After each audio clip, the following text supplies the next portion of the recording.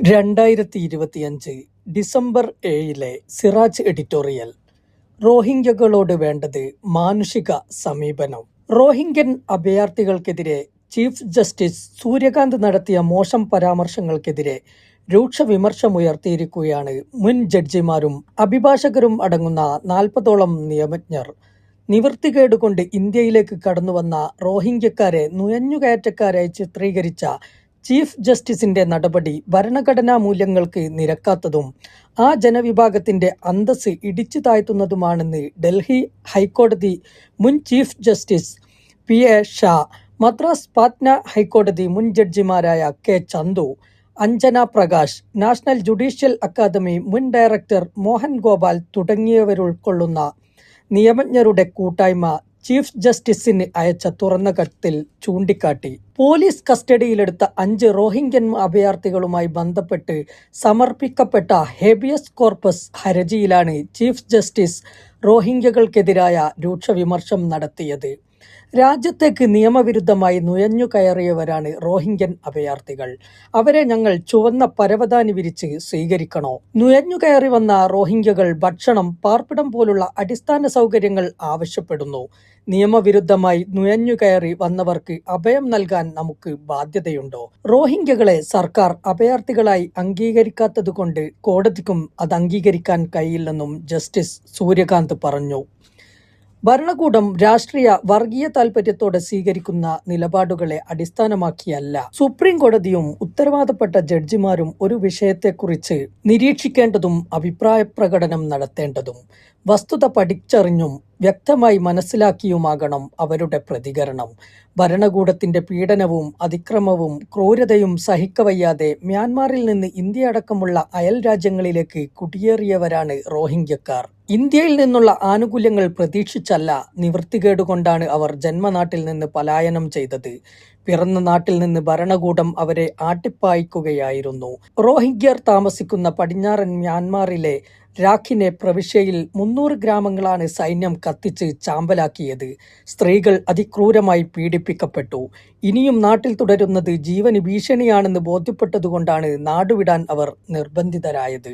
അന്യായമായി മ്യാൻമാർ പൗരത്വം നിഷേധിക്കപ്പെട്ട വിഭാഗമാണവർ. കൊടിയ വംശഹത്യയാണ് റോഹിംഗ്യർ അനുഭവിക്കേണ്ടി വന്നതെന്ന് UN മനുഷ്യാവകാശ കൗൺസിൽ നിയോഗിച്ച അന്വേഷണ സംഘം റിപ്പോർട്ടിൽ പറയുന്നുണ്ട്. ലോകത്തെ ഏറ്റവും കൂടുതൽ പീഡിപ്പിക്കപ്പെടുന്ന ന്യൂനപക്ഷമെന്നാണ് ഐക്യരാഷ്ട്രസഭ അവരെ വിശേഷിപ്പിച്ചത്. Amnesty international, human rights watch തുടങ്ങിയ മനുഷ്യാവകാശ സംഘടനകൾ ഇക്കാര്യം സ്ഥിരീകരിച്ചിട്ടുണ്ട്.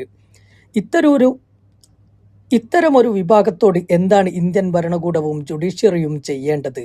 മ്യാൻമാറിലേക്കു തന്നെ തിരിച്ചയച്ച് ഭരണകൂടത്തിന്റെ വംശഹത്യക്ക് വിട്ടുകൊടുക്കുകയാണോ?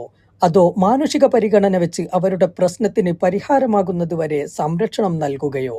അഭയാർത്ഥികളോട് മനുഷ്യത്വപരമായ നിലപാടാണ് ഇന്ത്യ കഴിഞ്ഞ കാലങ്ങളിലെല്ലാം സ്വീകരിച്ചത്. 1959 ചൈന ടിബറ്റിനെ ആക്രമിച്ചപ്പോൾ ആയിരക്കണക്കിന് ടിബറ്റുകാരെ ഇന്ത്യ ചേർത്തുപിടിച്ചു. 1971 വിമോചന പോരാട്ടകാലത്ത് ലക്ഷക്കണക്കിന് ബംഗ്ലാദേശുകാർക്ക് ഇന്ത്യ അഭയം നൽകി. ശ്രീലങ്കയിലെ ആഭ്യന്തര യുദ്ധകാലത്ത് ശ്രീലങ്കൻ അഭയാർത്ഥികളെ 2 കൈയും നീട്ടി സ്വീകരിച്ചു. തമിഴ്നാട്ടിലെ വിവിധ അഭയാർത്ഥി ക്യാമ്പുകളിലായി 70,000-ഓളം ശ്രീലങ്കൻ തമിഴർ ഇപ്പോഴും താമസിച്ചു വരുന്നു. സമീപകാലത്ത് ശ്രീലങ്കയിലെ കടുത്ത സാമ്പത്തിക പ്രതിസന്ധിയെ തുടർന്ന് ഇന്ത്യയിലെത്തിയ ശ്രീലങ്കക്കാരെ പോലും ഇന്ത്യ സ്വീകരിച്ചു.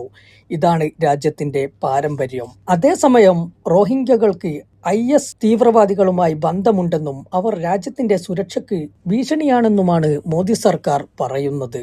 അവരെ തിരിച്ചയക്കണമെന്നതാണ് സർക്കാർ നിലപാട്. സ്വന്തം രാജ്യം സ്വീകരിക്കാൻ സന്നദ്ധമല്ലാത്ത സാഹചര്യത്തിൽ എവിടേക്കാണ് അവരെ തിരിച്ചയക്കുന്നത്?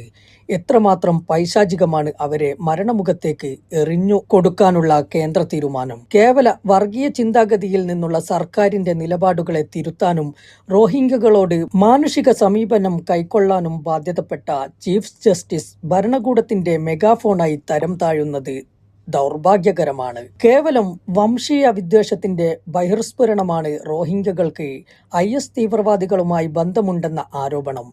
അഥവാ ഇത്തരം ഒറ്റപ്പെട്ട സംഭവങ്ങൾ റിപ്പോർട്ട് ചെയ്യപ്പെട്ടാൽ തന്നെ റോഹിംഗ്യകളെ മൊത്തം IS തീവ്രവാദികളായി ചാപ്പകുത്തുന്നത് കടുത്ത അനീതിയാണ്. റോഹിംഗ്യൻ അഭയാർത്ഥി സമൂഹത്തെ അപ്പാടെ തള്ളിപ്പറയുകയും നിരസിക്കുകയും ചെയ്യാതെ ദേശീയ സുരക്ഷ ഉറപ്പാക്കി അവരോട് മാനുഷിക നിലപാട് കൈക്കൊള്ളുകയാണ് ഭരണകൂടവും ജുഡീഷ്യറിയും ചെയ്യേണ്ടത്.